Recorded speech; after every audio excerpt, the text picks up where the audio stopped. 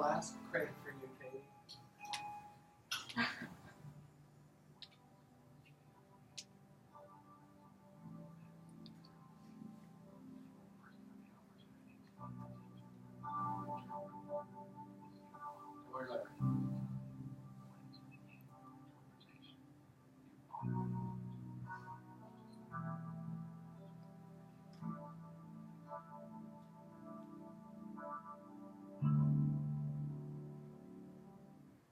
Good morning, class. Before we get into the formal history assignment for the day, I'd like to bring to your attention an article I saw in the Union Tribune this weekend, which basically said, why can't we all be purple? No, it wasn't a report on Alice Walker, the color of purple. It was an evaluation of the red states and the blue states and why the United States is now so divided. Divided almost to the point where we're uncivil, depending on which side you live in. In reality, we've always been. And I'd like to take you back on an historic adventure to realize that social change, political change, economic change, human change takes a long time. And if we can get that idea, perhaps we can be a little less impatient with each other when we differ on a particular point, and a little more encouraging in the long run to find that, yes, we're all human beings underneath. So with that in mind, let's go back to the Founding Fathers. Now, in the beginning of the United States, I don't want to go back that far, we had two men of very different background and very different perspective, both of whom we count as Founding Fathers. Hamilton and Jefferson. Hamilton, coming from a commercial background, going to the state of New York and founding banking commercial interests there, and of course, eventually becoming the nation's first official banker, Secretary of the Treasury. Jefferson, a landed aristocrat from Virginia, widely read, highly respected, and very humane. Now, at that time, there was very little that the two agreed upon. After all, Hamilton thought we should have had a monarchy. Jefferson thought the real wisdom of the nation resided in the crossroads store. Hamilton was afraid of what he called king mob, meaning ordinary people. And it's very easy at the beginning of the 21st century to realize that in the beginning of this country, of, by, and for the people meant of, by, and for one white man in 17, because the requirements to participate in government were so stringent as to include not only property owned, but a bank account as well. Now, with that in mind, how did we get to the point where all of us now are encouraged to participate, whether we do or not? Well, the good thing about this last election is we got more out than usual. Unfortunately, our more is less in terms of percentage than any other democratic nation in the West. Be that as it may, let's take a look at the interests that divided the country then and how they came through. And before I do that, let me just highlight that voting. It took 50 years to get every white man a vote. Andrew Jackson. It took another 40 years and a civil war to get black men to vote, and then they were systematically denied it in a variety of ways. We won't go into it this time. It took another 60 years to get women the vote, and it took another 40 years to get the 18-year-olds to vote, even though they had been the bulk of our soldiers all the time. So now we have a nation in which all of the adults, theoretically, can participate.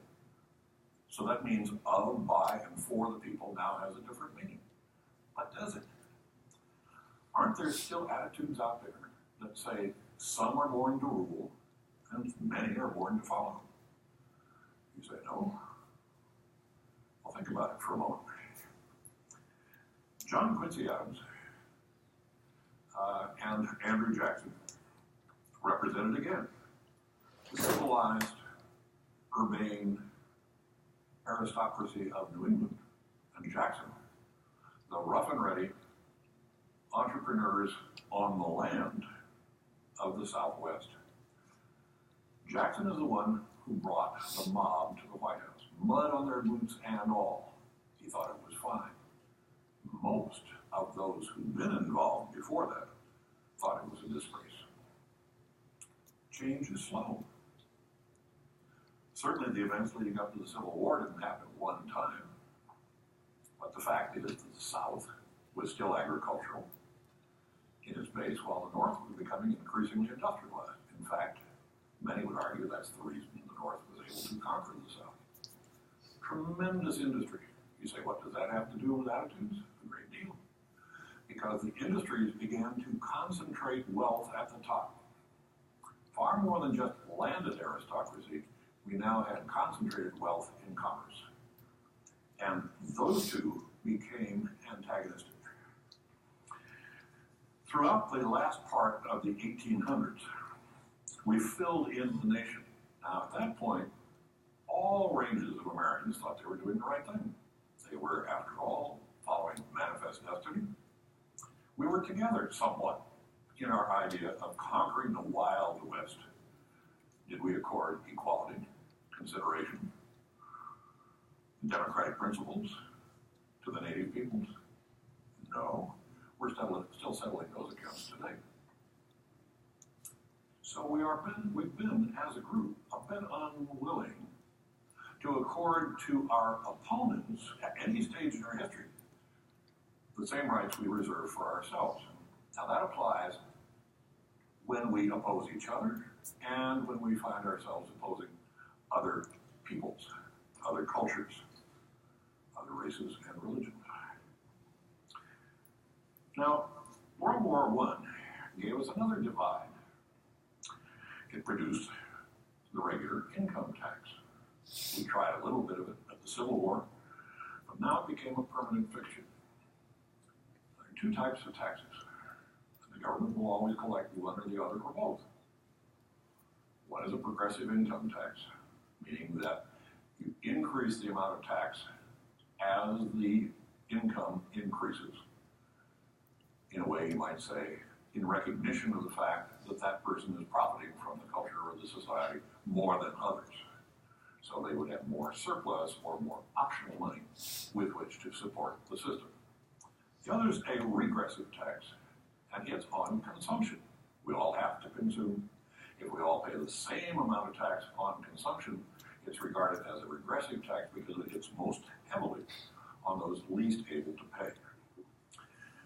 You can see where that could lead to some political division. You can see where the tax issue over time probably would lead to a situation where in 1920 we have Calvin Coolidge saying the business of government is business, followed by FDR with Hoover in between, and FDR saying we, the people, must be able to stand up. We have nothing to fear but fear itself. We're all in this together. FDR's reward, by the way, was to be regarded as a traitor to his class. After all, the man was a multimillionaire who lived in a great mansion on the Hudson River. How could he possibly take the part of impoverished, 25% of the population was unemployed at that time, people at the bottom? Well, the fact is that he had Jeffersonian ideas. Coolidge understood Hamilton. All the way back to there. Finally, we get to the fact that following FDR's dominance, the Democrats have controlled Congress, or had controlled Congress, for a rather long period of time. The last stretch was some 40 years. Those who are out of power want to get into power. In this case, Newt Gingrich figured a way to do it. And he rode a double-headed horse. One was the traditional appeal to the wealthy, protect them, and reduce taxes. The other was an appeal to religion. Religion has been a hot issue in this country, off and on. We've had something called the Great Awakening in the late 1800s. You say, well, what does that have to do with the rest of us? Well, it permitted the Postmaster General of the United States to to open and read your mail and bring charges against you if you have anything in your correspondence that might be considered prurient. Now, that's an invasion of privacy, you say. Yes. But in response to the heavy pressure, heavy political pressure of the Great Awakening, and a group, interestingly, called the Know-Nothings, we went through a period of such suppression, such university, our liberals. All the bankers and all the commercial interests are not just conservatives, but reactionaries. Put it on a bumper sticker, that's it. We don't have to think about it anymore. But the editorial in this morning's Union Tribune suggests that if we look at the red states and the blue states, and we say this is the divide, you can find parallels all through history. And I don't mean this review to be at all comprehensive, but it just highlights some of those points along the way in which we've had heavy differences. The suggestion of the editorial is that if you put red and blue together, it makes purple. Now let's see. Are some of those states really purple? Well, Washington State at this time is counting a difference among 3 million votes of 42 in selecting their governor, between a Democrat and a Republican, between a red state and a blue state. The state of Washington voted blue. The people of Washington haven't made up their mind yet, but the red is leading. Other close elections, very close elections. New Mexico, which last time in 2000 was blue, this year went red. Does that mean that all the people in New Mexico have now shifted allegiance? Or does it mean that they just tipped over the edge enough to move into the Republican column? Patience will see us through this. A recognition that we mean well. The hope that we can put this in some kind of historic perspective that gives us an opportunity to realize that the differences are important, that the differences are interesting, that the differences are worth debating, discussing, and compromising on so that we can move forward as a people. Will it be easy? It never has been. Will we be able to? History suggests we will. After all, we've been doing it for 204 years. Thank you very much.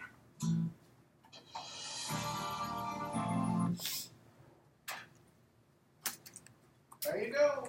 All right, do your demand control.